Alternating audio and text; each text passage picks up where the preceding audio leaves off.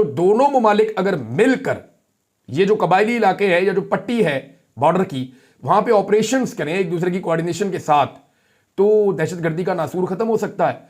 और यही वो तरीका है आगे बढ़ने का जो इमरान खान साहब भी बता रहे थे, जो मैं भी बड़े लंबे अरसे से अर्ज कर रहा था।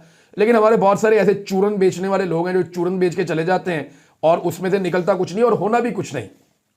नादरीन, नवाज शरीफ से मुलाकात की थी सदर सुप्रीम कोर्ट बार रऊफ अता साहब ने, आपको याद होगा, अभी ये 2 दिन पहले की बात है। अब वो मौलाना फजलुर रहमान साहब से उन्होंने जाके मुलाकात की है, इसको आप समझें। मौलाना फजलुर रहमान साहब को उन्होंने कहा जी कि आप बलूचिस्तान के मामले में सारी पार्टियों को इकट्ठा करें, आपकी आदत करें और कोई एपीसी टाइप का कोई आप वो बनाए सिस्टम। ये क्यों कहा जा रहा है? मौलाना फजलुर रहमान साहब के बाद वो क्यों पहुंचे नवाज शरीफ से मुलाकात करने के बाद, ये बहुत इंपॉर्टेंट है, मैं आपको बताता हूं। लेकिन पहले बिलावल का स्टेटमेंट देखें। बिलावल ने दोबारा कौमी सलामती कमेटी के इजलास का मशवरा दे दिया। अब बिलावल ने दोबारा मशवरा दिया कौमी सलामती के कमेटी के इजलास का, और नवाज शरीफ से मिलने के बाद सुप्रीम कोर्ट के बार के सदर जो है वो पहुंचे हैं मौलाना फजलुर रहमान साहब के पास, और वो उनको जाकर कह रहे हैं जी आप बलूचिस्तान की जमातों को इकट्ठा करें और कोई हल निकाले मामले का और इस पर बातचीत करें। अब आपको यह समझना होगा कि यह क्यों किया गया। मामला यह है कि एस्टेब्लिशमेंट के लिए और इस हुकूमत के लिए बहुत बड़ा चैलेंज यह है कि अगर बलूचिस्तान के अंदर बलूचिस्तान की नुमाइंदा जमातें इकट्ठी हो जाती हैं और अपोजिशन की जमातों का एक इत्तेहाद कोयटा में इकट्ठा हो जाता है, तो उनका एलामिया बड़ा खौफनाक होगा। वो जबरी गुमशुदगियों के खिलाफ भी बोलेंगे, वो रियासती जबर के खिलाफ भी बोलेंगे, वो इंसानी हकूक की खिलाफ वर्जियों के खिलाफ भी बोलेंगे, वो मसकशुदा लाशों के खिलाफ भी बोलेंगे, वो बलूचिस्तान की महरूमियों के खिलाफ भी बोलेंगे, बलूचिस्तान के वसाइल के बारे में बात करेंगे, वहां के नौजवानों की तालीम, सेहत और रोजगार के बारे में बात करेंगे। जब ये सारी बातें होंगी तो एस्टेब्लिशमेंट की तरफ उंगलियां उठेंगी और इस हुकूमत के ऊपर उंगलियां उठेंगी और बलूचिस्तान के मैंडेट की डेफिनेटली बात होगी। लोगों ने वोट कहीं और डाला, इक्तदार किसी और को मिल गया, लाके बटावे बिठा दिएंगे इक्तदार के अंदर। जिनको कंट्रोल किया जाता है वो कठपुतलियां हैं, पर्दे के पीछे से उंगलियां हैं, दस्ताने पहने हुए, और वो हाथ जो है वो कठपुतलियों को कंट्रोल करते हैं। कठपुतलियां जो है वो कंट्रोल होती हैं क्योंकि मैंडेट तो इनके पास है नहीं। लिहाजा जब ये सारी बातें होंगी तो एस्टेब्लिशमेंट और हुकूमत के ऊपर दबाव पड़ेगा। इस दबाव से बचने के लिए वो ये चाहते हैं कि फजलुर रहमान साहब कर लें, क्योंकि फजलुर रहमान साहब दबाव को मैनेज भी कर लेते हैं। वो काम को जो है वो होम्योपैथिक भी कर देते हैं बड़े आराम से, और एलामिया अपनी मर्जी का भी जारी करवा देते हैं बड़े तरीके से। तो ये फजलुर रहमान साहब का खासा है, इसलिए उनको शायद आगे करने की कोशिश की जा रही है। बिलावल ने एक रास्ता और बताया एस्टेब्लिशमेंट को कि एक दोबारा से ना कौमी सलामती कमेटी की मीटिंग बुला के पीटीआई को दोबारा दावत दे दें कि आओ जी बैठो हमारे साथ बात करो। लेकिन बात यह है कि फिर पीटीआई को जाके इमरान खान साहब से मिलना होगा, इमरान खान साहब से उनकी मुलाकात करवाएं, फिर पीटीआई वहां पे जाएगी तो एक मुश्तरका एलामिया भी आना चाहिए और पीटीआई से पूछ के एलामिया बनना चाहिए, या फिर पीटीआई अपना एलामिया जारी करेगी हम किसी भी ऑपरेशन के हमायती नहीं है। मैं आपको सीरियसली बता रहा हूं, मैं खैबर पख्तूनख्वा और बलूचिस्तान में रहा हूं, कई महीने वहां से गुजार के मैं आया हूं। मुझे एक आदमी ऐसा नहीं मिला जो ऑपरेशन के हक में हो, पूरे बलूचिस्तान में या खैबर पख्तूनख्वा में। सैकड़ों लोगों से मेरी मुलाकातें होती रही, तफसीली बातचीत होती रही। लोग कभी इमरान खान के हक में है, कभी उनके खिलाफ है, कोई नवाज शरीफ के हक में है, कोई किसी और पार्टी के हक में है, कोई फौज के हक में है, लेकिन ऑपरेशन के हक में मुझे एक बंदा भी नहीं मिला। वो सब ये कहते हैं कि मिलिट्री ऑपरेशन मसाइल की वजह बन सकता है, मसाइल का हल नहीं बन सकता। नाज़रीन, जेल के बाहर जो निकल के मीडिया टॉक होती है उस पर पाकिस्तान तहरीक इंसाफ तकसीम हो गई है। देखिए, इस पर सलमान अकरम राजा साहब ने जो एक स्टेटमेंट दिया वो भी मैं आपको बताता हूं, और एक जो पाकिस्तान तहरीक इंसाफ इसके बारे में बात कर रही है वो भी मैं आपके सामने रख देता हूं। तहरीक इंसाफ ये कहती है कि यानी ये बात जो है वो की है फैसल साहब ने, फैसल चौधरी साहब ये कहते हैं कि जनाब ये तो आईनी और कानूनी हक है, आप किसी को बोलने से कैसे रोक सकते हैं? आज़ादी इजहार राय है। अगर इमरान खान साहब से मिलकर किसी आदमी ने कोई राय कायम की है तो वो बाहर आकर अपनी बात नहीं कर सकता, ये तो आईनी हक है।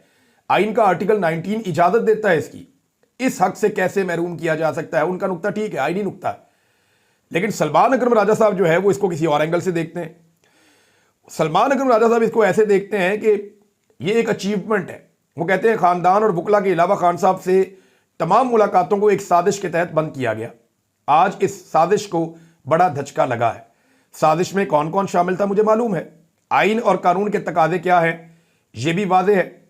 साजिशी आज अफसुर्दा है, मुझ पर इनका हमला करना बनता है, यह सलमान अकरम राजा साहब ने कहा। देखें, ये दोनों बातें ठीक है, ये नॉर्मल हालात नहीं है। अगर पाकिस्तान तहरीक इंसाफ इमरान खान साहब से मुलाकातें ही खुलवा लेना कि सियासी लोग जाएंगे, जाके मुलाकात कर लेंगे। मिसाल के तौर पे शाहिद खट्टक की मुलाकात नहीं हो रही, जुनैद अकबर की मुलाकात नहीं हो रही, पंजाब के सियासतदान हैं उनकी मुलाकातें नहीं हो रही, आलिया हमजा साहिबा की मुलाकातें नहीं हो रही, बाकी जो लोग जिनको इंस्ट्रक्शंस लेनी है उनकी मुलाकातें नहीं हो रही इमरान खान साहब से। तो जब तक उनकी इमरान खान साहब से मुलाकातें नहीं होंगी तब तक उनको डायरेक्शन कैसे मिलेगी? ये मुलाकातें खुलनी जरूरी थी।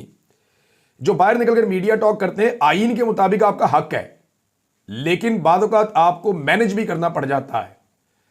लंबी छलांग मारने के लिए 2-4 कदम पीछे जाना पड़ता है, फिर आप लंबी छलांग मारते हैं।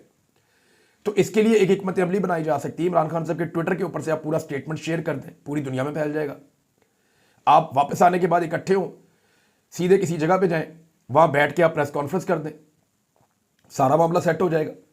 कोई और जगह रख लें, जेल के बाहर वाला मामला जो है वो खत्म कर दें। अच्छा, इस पे जो है वो दो राय तो मौजूद है। मुझे अच्छी तरह याद है, मैं 2022 में जब मैं गिरफ्तार हो गया ना, तो मुझे अली बाकर नजफी साहब की अदालत में पेश किया गया जून 2022 में। जून या जुलाई था, मुझे याद नहीं, हाँ जुलाई था शायद। 2022 में उनकी अदालत में मुझे पेश किया गया और मुझे जमानत मिल रही थी। मुझे वहां पे जो उस वक्त हुकूमत थी ना, वो हमजा शहबाज की थी। उन्होंने और एस्टेब्लिशमेंट के लोगों ने वहां पे रोला डाला हुआ था अदालत में अपने वकीलों के जरिए से कि जी इमरान रियाज को पाबंद करे अदालत कि ये अपना वीलॉग नहीं करेगा, अपना काम नहीं करेगा, तो हम इसको जो है हम रजामंदी दायर करते हैं, इसको जमानत दे दी जाए। तो मैंने वहां जज साहब को कहा कि जी ये मामला मेरा जो कानूनी है, ये सब जुडिस है, इसके ऊपर मैं बात नहीं करूंगा। ये गारंटी मैं दे सकता हूं कि जो मामला अदालत में जेर समाअत है उस पर मैं बात ना करूं, लेकिन मैं इस कानूनी एक अपने फायदे के लिए, जो मेरा कानूनी हक है, अपना कानूनी हक हासिल करने के लिए, एक जमानत लेने के लिए, मैं अपना आईनी हक सरेंडर नहीं कर सकता सर। वो मेरा आईनी हक है बोलने का, जो मुझे मेरा कॉन्स्टिट्यूशन देता है, मैं उसको नहीं छोड़ सकता। इस पे मियां अली अशफाक साहब ने, खासतौर पे अजहर सिद्दीक साहब ने और कुछ और वकला ने बड़े जोरदार तरीके से जज साहब को कहा कि ये बात बिल्कुल ठीक कर रहे हैं। जज साहब ने भी कहा ये ठीक बात कर रहे हैं, और उन्होंने जो हुकूमती वकला थे उनको बताया कि देखें वो तो आईनी बात कर रहे हैं। तो फिर मेरी जमानत हो गई, लेकिन मैंने अपना बोलने का हक सरेंडर नहीं किया था। तो ये आज पाकिस्तान तहरीक इंसाफ के कुछ लोग ये बात कर रहे हैं, लेकिन देखिए हालात के साथ आपको मैनेज भी करना पड़ता है। सलमान अकरम राजा साहब को ये लगता है, अब देखें इसका नतीजा क्या निकलता है, लेकिन अगर मुलाकातें शुरू हो जाती हैं तो ये एक बड़ी कामयाबी होगी। मुलाकातें होती रहे, मुलाकातों के नतीजे में खबरें बाहर आती रहे, प्लानिंग बाहर आती रहे, बाद में बैठ के इस प्लानिंग के ऊपर जो है वो प्रेस कॉन्फ्रेंस की जा सकती है, जो पब्लिक को बताना है वो बताया भी जा सकता है। अलीमा खान साहब ने दोबारा कहा कि जी मैं पहले भी कह चुकी हूं कि इमरान खान अपने लिए कभी खुद कॉल नहीं देगा, हमें सबको खुद ही जमा होकर निकलना पड़ेगा। आप किसी एनओसी का अगर इंतजार कर रहे हैं तो मरियम नवाज ने और शहबाज शरीफ ने आपको एनओसी नहीं देना, क्योंकि इनका मैंडेट भी जाली है। इन्होंने गैर कानूनी तौर पे लोगों को जेल में भी रखा हुआ है, तो ये तो आपको मैंडेट वापस नहीं करेंगे, ना ये लोगों को बाहर निकालेंगे, और ना ये आपको एहतजाज का एनओसी देंगे। आप अगर एनओसी का इंतजार कर रहे हैं तो वो नहीं मिलना। अब वैसे ये बात ठीक है कि पाकिस्तान तहरीक इंसाफ ने तभी एहतजाज किया जब इमरान खान साहब ने कॉल दी। अभी तक तहरीक इंसाफ की क़यादत ने अपने तौर पे खुद से कोई एहतजाज की कॉल नहीं दी, खुद से कोई तहरीक नहीं चलाई। वो इमरान खान साहब की इंस्ट्रक्शन का ही इंतजार करते रहते हैं। ये एक हकीकत है, तल्ख है लेकिन हकीकत है। नाज़रीन, अली अमीन गंडापुर साहब ने एक स्टेटमेंट दिया, और उनका जो स्टेटमेंट है उस पर मैं ज़रूर थोड़ी सी बात कर लेता हूँ। उन्होंने कहा कि बुशरा बीबी एक बहादुर खातून है, मैं और बुशरा बीबी डी चौक से जाने वाले आखिरी लोग थे। हमला हुआ तो बुशरा बीबी ने कहा आप बेशक चले जाएं, लेकिन मैं आखिरी वक्त तक उनके साथ रहा। गोलियां चल रही थी, मैंने इनको रेस्क्यू करना था। जो लोग बातें करते हैं वो कहाँ थे? तो मैं इस चीज़ को थोड़ा क्लियर कर दूं कि अली अमीन गंडापुर साहब जब वहाँ से निकले और बुशरा बीबी साहबा को लेकर गए, जिसके बाद अभी तक बुशरा बीबी ने पब्लिकली कोई बात नहीं बताई कि उनको कैसे ले जाया गया। हालांकि मैं जानता हूँ इस बारे में, उनके साथ ज़बरदस्ती की गई थी, वो नहीं जाना चाहती थी, ये सब मानते हैं। अब अली अमीन गंडापुर साहब जब वहाँ से जा रहे थे तो लोग इनकी गाड़ियों को मार रहे थे और लोग वहाँ खड़े थे। ऐसा नहीं है कि ये आखिरी थे, ये वहाँ से पहले चले गए थे और लोग वहाँ पे मौजूद थे। इनके जाने के बाद लोगों के इंटरव्यूज़ मौजूद हैं, लोग नारे लगा रहे हैं, चीख रहे हैं, चिल्ला रहे हैं कि हमें छोड़कर क्यों चले गए।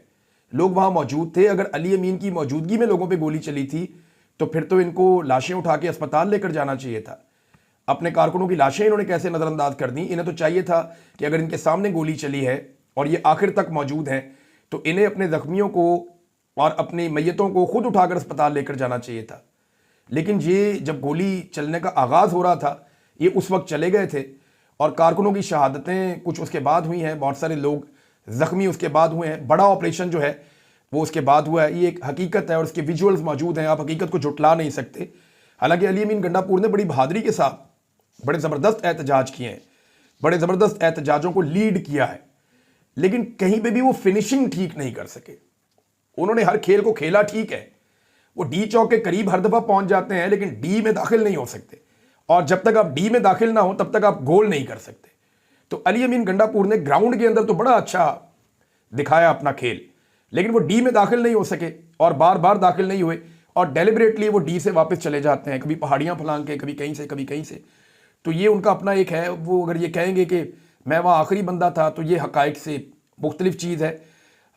उनकी बड़ी कुर्बानियाँ होंगी पार्टी के लिए, और हैं भी, उन्होंने बड़ी मार खाई है पार्टी के लिए, और ये बात ठीक है, लेकिन जो हकायक हैं उनको आप बदल नहीं सकते। नाज़रीन, आखिरी एक छोटी सी खबर देता हूँ। इंजीनियर मोहम्मद अली मिर्ज़ा साहब का एक बयान है, बड़ा मज़े का बयान है। मैंने आपसे कहा था ना कि इंजीनियर साहब बड़े इंटरेस्टिंग आदमी है, मैंने आपके सामने एक दावा किया था। वो कहते हैं जी मरीम नवाज़ की मुझे ये खूबी बहुत पसंद है कि वो अपनी तकरीर का एक एक लफ्ज़ लॉजिक और दिलेरी के साथ बयान करती हैं। मैंने बताया था ना आपको, बताया था ना, वही निकला ना, जो मैंने आपसे कहा था वही निकला।